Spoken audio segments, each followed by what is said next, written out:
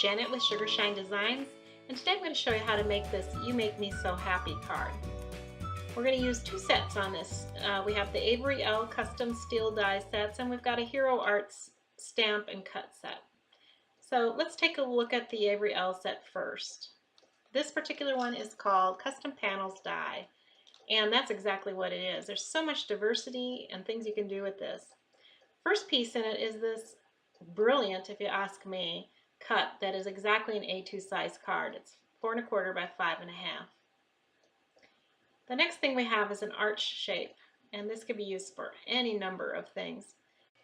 For example, you could use it this way to represent a hill, or you can use it in the upper corner to represent a sun. And then of course it is a custom die panel set, so you could use this as a panel, either as a peekaboo or just a panel placed on top. Next up is this wavy shape. I love this one. This could be a grassy hill. It could also be waves of water, and I could totally see a little ship or a sailboat floating there. You could also use it at the top to represent clouds and sky. I think that would work wonderfully as well. Then we have this interesting teardrop shape, and this is a neat part of this set. It's got a spacer die. This doesn't cut, but it allows you to perfectly space your cuts using this spacer. And you could place them one on top of each other to create kind of an hourglass shape, or you could do 4 cuts all the way around the spacer, and we could create kind of a petal flower shape, and that would be a great peekaboo. This is one of my favorite dies in the set. It's an angled cut, and you could use this in so many ways to create a peekaboo die cut or an overlay on top of your card. Lots of diversity with this one. And then take a look at this great label. It's a perfect size proportion for this little frame that we've got here, and it fits so nicely inside of it. Last up, we have these really unique little cuts. These are confetti cuts. These work great as little accents on top of your card. Next up, let's look at the Hero Arts set. We're going to use the happy phrase right there, and we're going to place that on the card. And then we're also going to use the little stamp that goes with this. There's lots of choices, but I'm going to use the You Make Me So it'll read, You Make Me So Happy. Then I'm going to sprinkle some of these confetti pieces all over the top of the card. So let's get started with the project. The A2 die and the label die are set up here on my cutting board as a sandwich. And I've overlaid actually 2 pieces of paper using the Colorbok Photo Mats cardstock called Brights. Now on top of this sandwich goes the C plate, and below that I have the B plate, and that creates just the right amount of pressure that I need to make good cuts.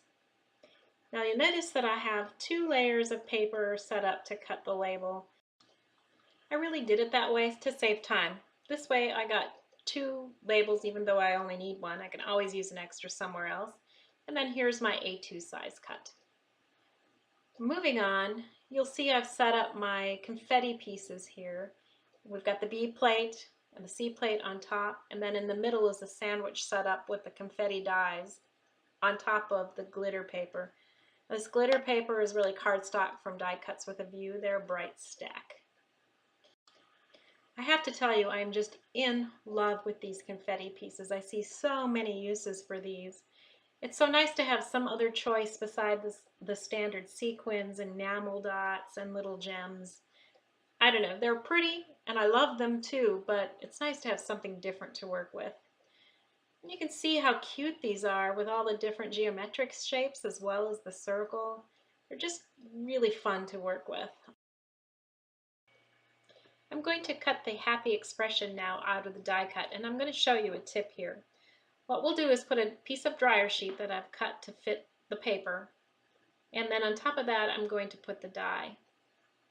So our sandwich here is the C plate, the paper, the dryer sheet, the die, and then the B plate. And I run this through twice just to make sure that the dryer sheet cuts. Now the reason the dryer sheet is being used here is because these intricate cuts often make it difficult to get the paper out without wrecking them. But you'll see here that with a few pokes I'll be able to get this piece of paper to easily release from the die. And I want to point out this was not heavy cardstock or anything. This is paperweight, like copier weight almost paper.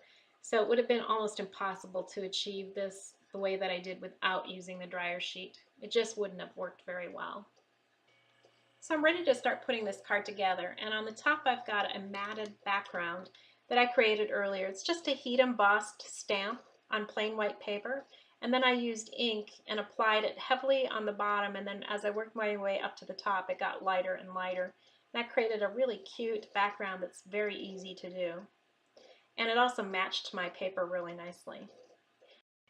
I previously cut the vellum panel out of that angled die, and then I stamped the label as well, and I prepared the label with the adhesive, and I'm placing that over the vellum and the panel just where I want it to be.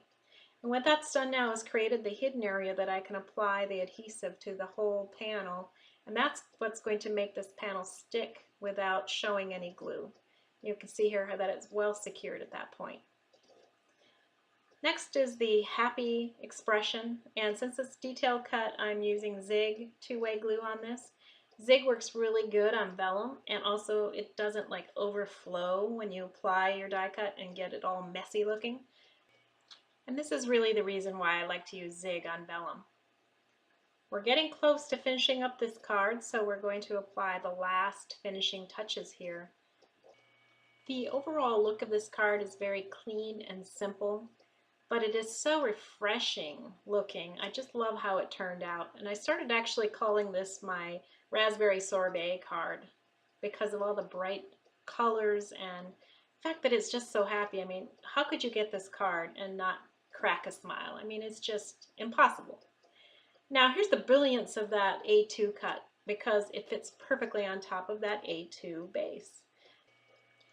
All that needs to be done is apply the glue and put it on top of the card base, and you're done. I hope I've given you the confidence to try some of these intricate dies. I know they can be intimidating, but I also know with the tips that I've given you, you can be successful with it. If you'd like to try any of these products, you'll find the links to all of them in the video description. So thanks for coming with me today, and I hope to see you soon. Until next time, keep crafting.